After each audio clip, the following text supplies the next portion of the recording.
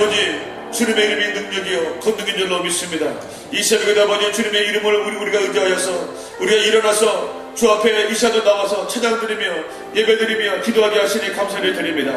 부활이여 생명이신 우리 주님께서 이 아침에도 우리가 말씀 듣다가 기도하다가 아버지의 앉았던 모든 것들이 절망이 소망으로 바뀌어지는, 아버지 저주가 축복으로 바뀌어지는 그런 기적의 역사가 임하는 이 아침이 되게 하여 주시옵소서. 아버지 말씀으로 역사하여 주시옵소서. 축복의 문을 열어주시고 하늘 문을 열어주시고 기적의 문을 열어주시고 아버지 하나님 나사렛 예수 그리스도의 이름으로 일어서는 그 기적의 역사가 바로 오늘 내가 되게 하여 주시옵소서. 예수님의 이름으로 기도드립니다. 로마서 1장 8절에서 15절 말씀, 제가 지고 있는 신약성경 240면입니다. 오늘 이 새벽에 우리에게 주시는 계시의 말씀으로 받으시기 바랍니다.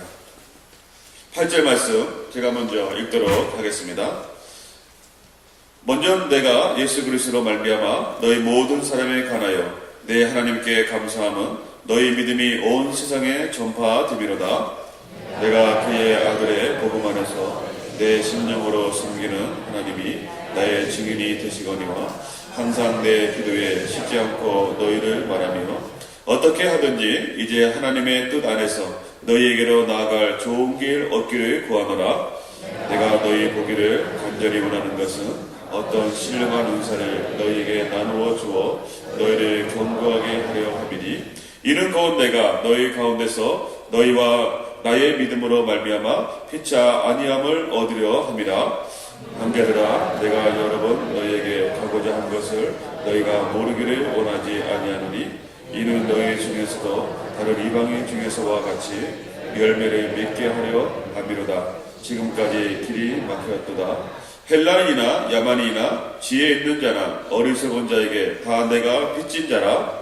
그러므로 나는 할 수 있는 대로 로마에 있는 너희에게도 복음 전하기를 원하노라. 아멘. 이 시간을 우리 목적이 이끄는 삶을 살라라고 하는 제목으로 박승기 담임 목사님 하나님의 말씀 선포해 주시겠습니다. 지금 현재 미국 교회에서 가장 영향력을 많이 미치고 있는 인물 중에 한 분이 리고렌 목사님이십니다. 우리 바로 이웃에 있죠. 산 넘어가면 얼바인이라는 곳에 그 세를백 교회인데요. 그 세를백 교회 리고렌 목사님이 미국에서 가장 영향력을 많이 미치고 있는 목사님 중심의 한 분이십니다. 이분은 목회를 참 잘하시는 분으로 잘 알려져 있고요. 몸에 이렇게 지병이 있죠. 그럼에도 불구하고 정말 하나님의 역사를 이루고 있습니다. 근데 이분이 이제 진짜 유명해진 것은 사실은 베스트셀러 책들 때문에 그렇죠. 그래서 미국에서 영향력도 있지만 전 세계적인 영향력을 미치게 된 것은 그분이 쓴 책들 때문에 그렇습니다. 그분이 쓴 대표적인 책 중에 여러 가지가 있는데 그중에 한 두 가지를 볼 수 있는데요. 하나는 세를백 교회의 이야기입니다. The Purpose Driven Church라는 제목을 세를백 교회 이야기 이렇게 번역을 해서 우리는 보게 되는데 전 세계 약 한 20개의 언어로 번역이 되었고요. 수백만 권의 책이 팔렸고 20세기를 변화시킨 100권의 신앙 서적 중에 가장 최우수 작품으로 꼽히기도 했습니다. 또 한 권 그분이 쓴 책 중에 The Purpose Driven Life라고 해서 목적이 이끄는 삶이라는 책이 있습니다. 이 책은 성경 경험으로 기독교 서적 중에서 가장 많이 팔렸다 이렇게 보통 얘기하는데 수백만 권이 아니라 수천만 권의 책이 팔리게 되었습니다. 이 책의 공통적인 특징 중에 하나는 뭐냐면 The Purpose라는 거예요. 목적이라는 거죠. 그러니까 많은 이야기들을 사람들이 하지만 리고렌 목사님 보니까 사람들이 의외로 목적 없이 인생을 살아간다는 거예요. 꿈도 이야기하고 많은 것들을 얘기하는데 의외로 분명하고 클리어한 선명한 그런 목적 없이 사람들이 살아간다는 겁니다. 그렇기 때문에 실패하고 또 그렇기 때문에 어려워지고 그렇기 때문에 고통스러워진다는 거예요. 목적이 있으면 실패해도 다시 일어날 수 있고 고통스러워도 행복할 수 있는데 사람들은 그러지 못한다는 겁니다. 그러면서 이 책에서는 이 자리에 내가 살아있는 지금 이 순간 살아있는 분명한 내 인생의 목적이 무엇인가 이런 부분들을 우리에게 가르쳐주고 있고 그것을 통해서 목적이 있는 삶이 얼마나 가치 있는 삶이고 목적이 있는 삶이 그렇지 않은 사람들에 비해서 훨씬 더 강한 정신력을 가지고 있고 또 그리고 정말 파워풀한 승리를 맛볼 수 있음을 우리에게 얘기하고 있습니다.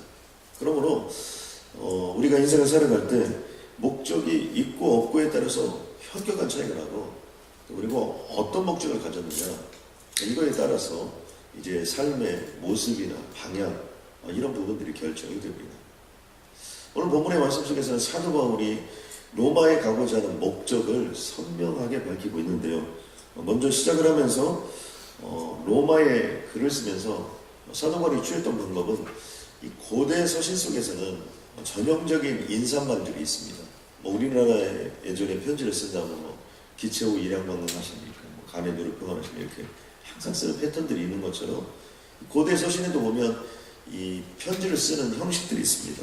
문안을 드리고 그 다음에 감사를 하고 어떤 기원을, 바람이나 좋은 일들을 기원하는 모습들인데, 우리가 읽기 전에 5절에서 한 7절까지 그 내용들은 문안에 관한 부분이었습니다. 그리고 오늘 본문은 이제 그런 부분들에 대한 감사로 시작하는데요. 사도 바울은 먼저 로마에 있는 성도님들에게 어떤 부분에 감사를 시작하냐면, 너희들의 믿음에 관한 부분을 내가 듣고 그 부분에 대해서 정말 감사한다는 거예요. 8절 말씀 보니까, 먼저 내가 예수 그리스도로 말미암아 너희 모든 사람에 관하여 내 하나님께 감사함은 너희 믿음이 온 세상에 전파되느니라. 그러니까 로마에 크리스천이 있다는 것만도 감사한데, 그 로마에 있는 크리스천들이 많은 사람들에게 영향력을 미쳤다는 것입니다. 근데 우리가 사도 바울이 로마서를 썼던 당시가 언제일까 이렇게 보면요, 1차, 2차, 3차 전도 여행 중에 3차 전도 여행 중에 아마 고린도 정도에서 로마에게 편지를 쓰지 않았을까, 성서학자들은 이렇게 보고 있습니다. 그러니까 이 로마서가 쓰여진 시점을 보면 한 AD 한 55년에서 57년, 물론 학자마다 조금 차이가 있지만 이 정도로 볼 수 있고요. 예수님이 돌아가신 것이 AD 27년에서 30년, 그러니까 적어도 25년 정도 후에 이 로마서가 쓰여졌던 것을 볼 수 있습니다. 그러니까 오순절 마가의 다락방에서 복음이 전하여지고 그 복음의 역사들이 이제 아시아로 또 전 세계로 흩어지는 어떤 그런 과정 속에 있었는데, 이미 우리가 사도 바울의 전도 여행 속에서 보면 그 오순절 마가의 다락방에 있었던 그 복음이 전파된 흔적들이 있습니다. 그런 것처럼 이 로마에도 이미 예수 그리스도에 관한 복음이 전파되었을 가능성이 굉장히 높습니다. 그런데 그 숫자라는 것은 아주 미미하죠. 또 그리고 많지 않았을 것입니다. 또 거기에는 유대인들도 있었고 이방인들도 있었을 텐데, 아무튼 그들이 이 복음을 받아들였는데, 사도 바울이 이 로마서를 쓰면서 가슴 벅적했었던 이유 중 하나가 뭐냐면, 너희 믿음이 온 세상에 전파되었다는 거예요. 사도 바울까지도 그 소식을 들었다는 겁니다.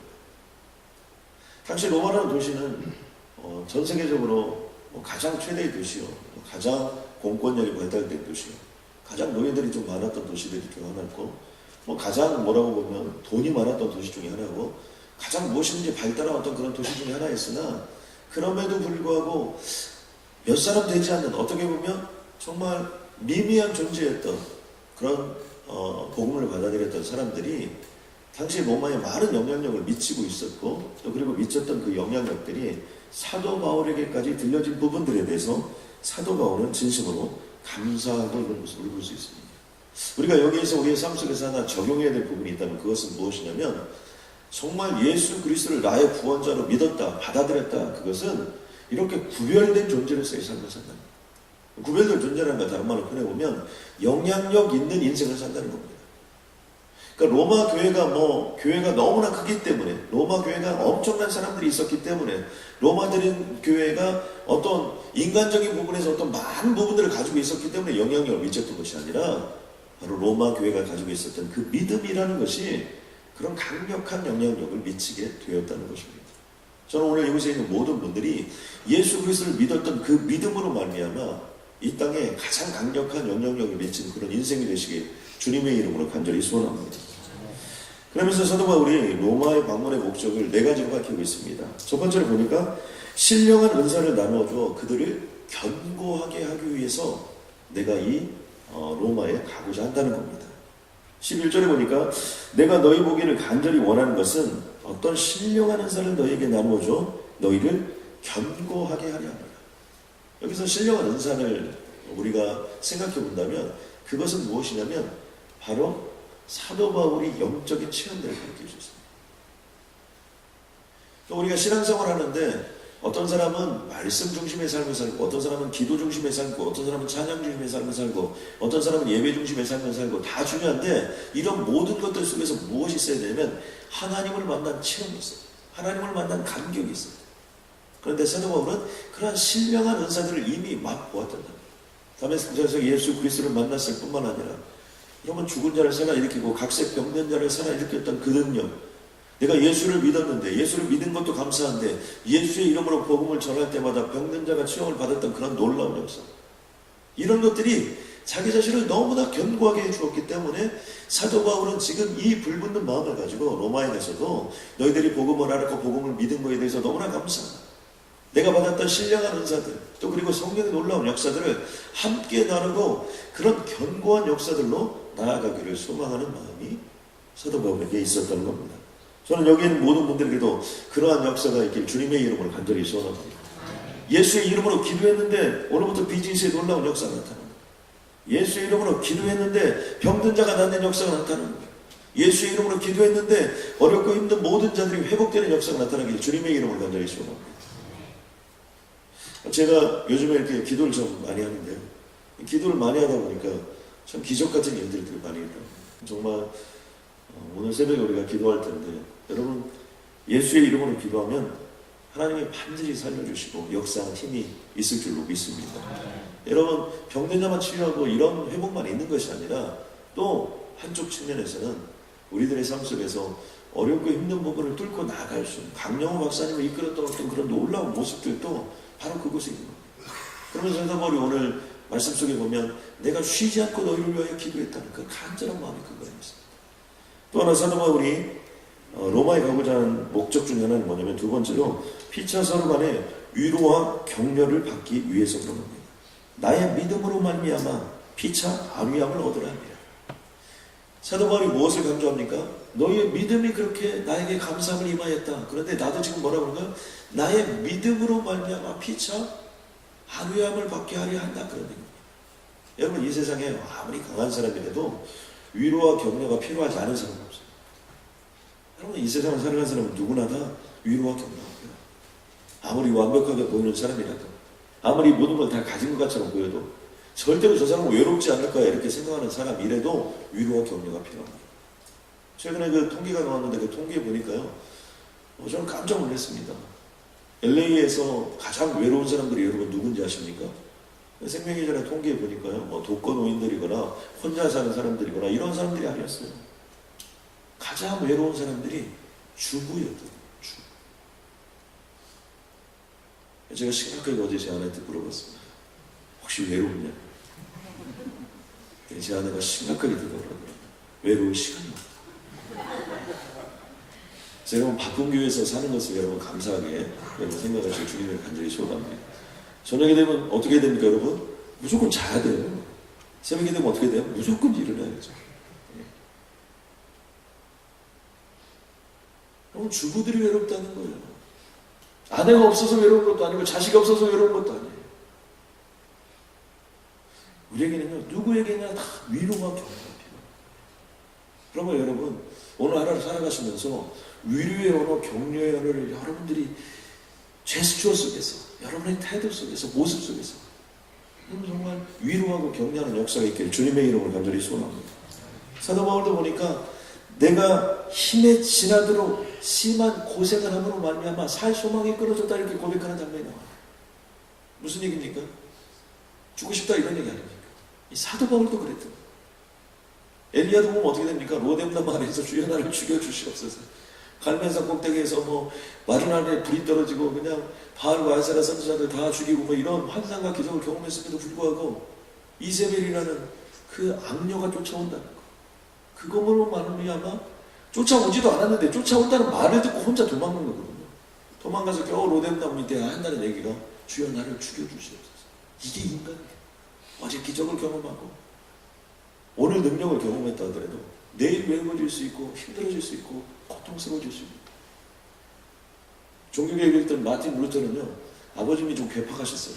역사적으로 볼 때. 그래서 그런지 이 마틴 루터는 감정의 기복이 천국과 지옥을 왔다 갔다 했다. 이게 말이 됩니까? 위대한 종교개혁자.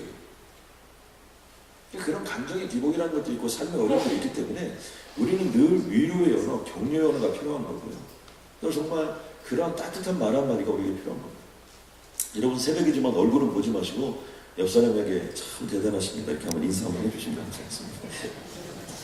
예, 정말 여러분들 대단하다고 확신합니다.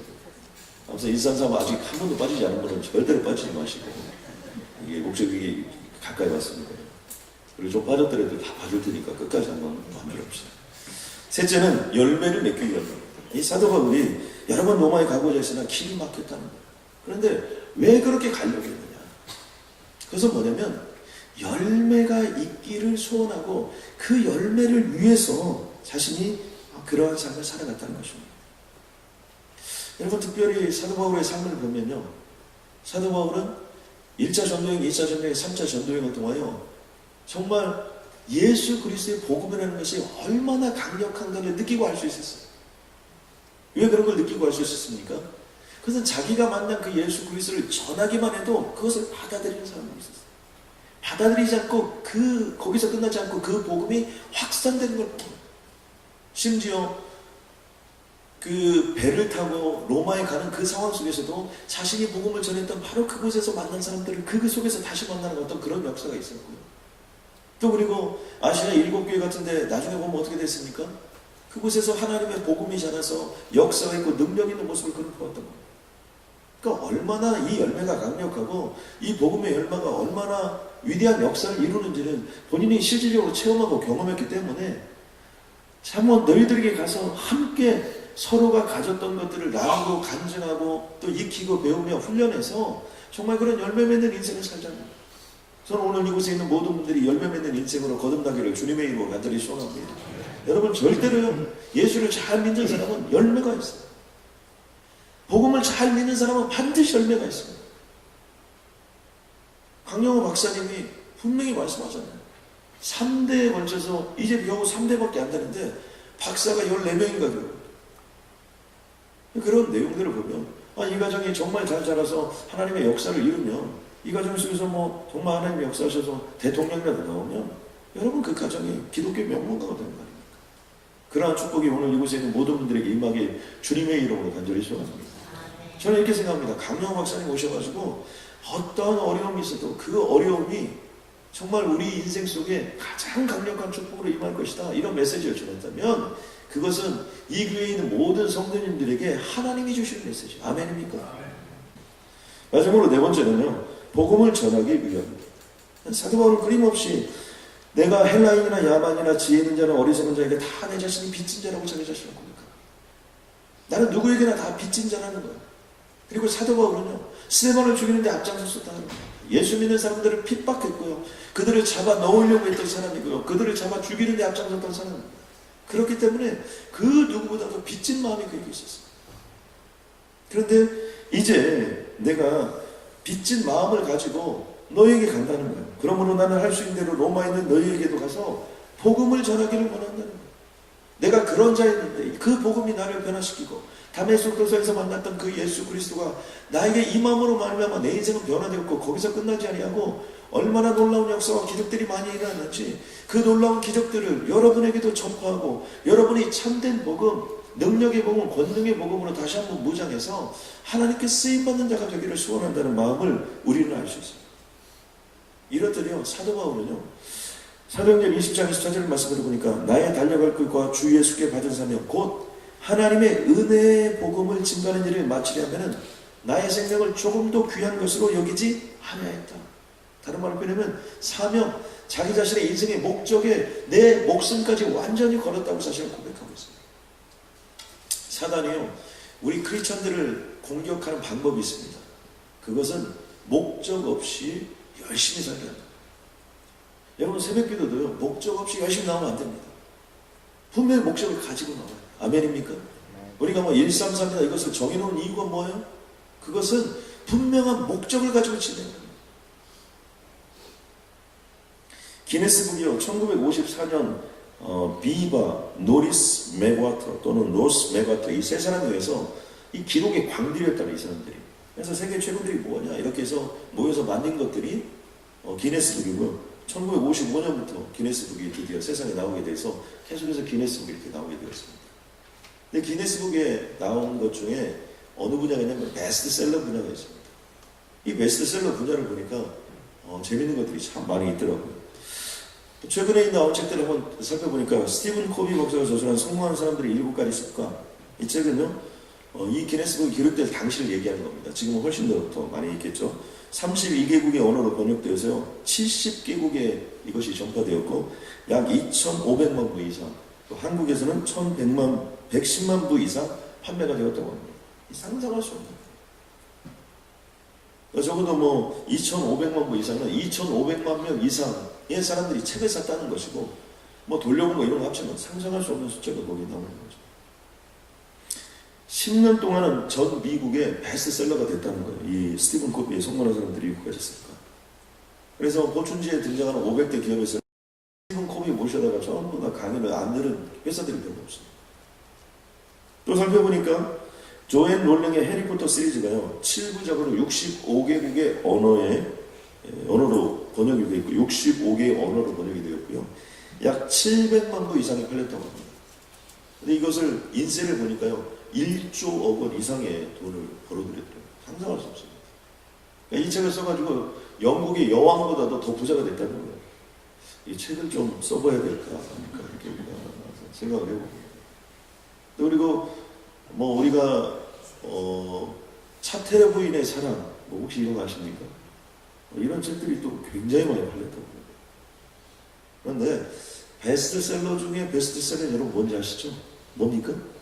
성경이에요, 성경.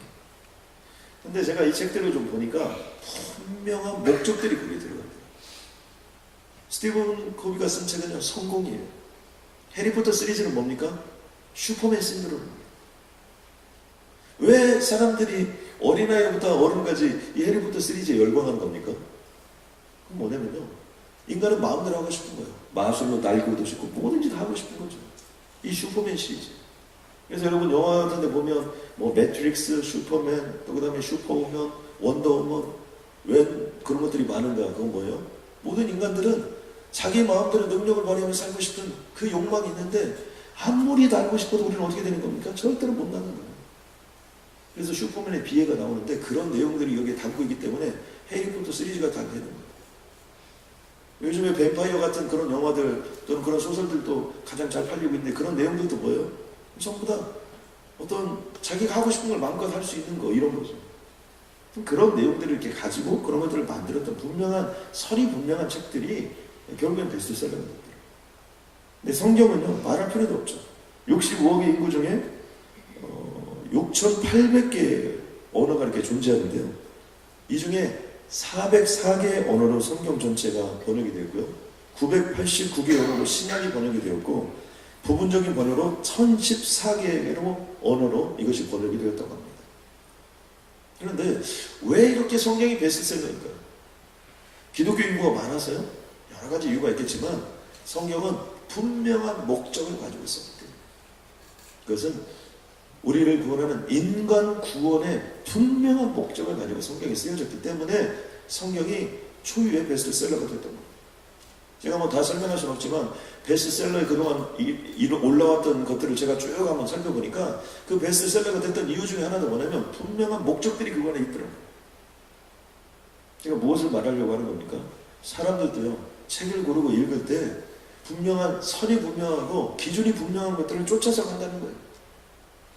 저는 그런 것처럼 오늘 이곳에 있는 모든 분들도 분명한 삶의 목적을 가지고 목표를 가지고 우리들이 무엇인가를 향해서 나아간다면 하나님께서 반드시 우리들의 인생을 축복해 주실 뿐만 아니라 성경의 영향력처럼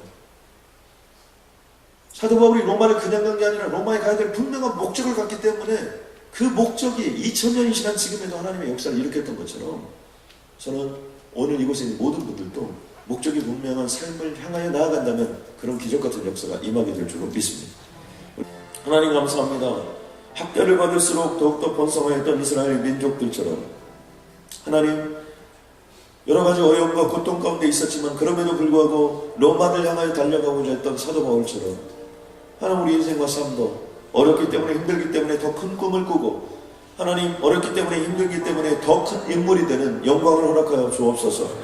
하나님 특별히 이 시간 기도할 때 목적이 분명한 인생을 살기를 주님의 이름으로 간절히 소원합니다. 하나님 목적이 선명하지 않은 건 하나님 내가 복음을 선명하게 이해하지 못했기 때문에 목적이 분명하지 않은 것은 선명한 복음의 말씀대로 선명하게 살지 못하기 때문에 아버지 역사하여 주셔서 복음이 선명한 것처럼 내 인생의 목적도 선명할 수 있도록 주님 도와주시옵고 남은 생의 사도 바울과 같이 그런 귀하고 복된 인생 되게 하여 주옵소서. 하나님 오늘 하루를 살아가면서 위로하고 격려했던 것처럼 나를 만난 모든 사람들에게 복음의 능력으로 위로와 격려가 임할 수 있도록 주님 도와주시옵고 나를 만나는 자들마다 새로운 힘을 얻고 능력을 얻을 수 있는 그러한 인생들 되게 하여 주옵소서. 예수님의 이름으로 기도드렸습니다.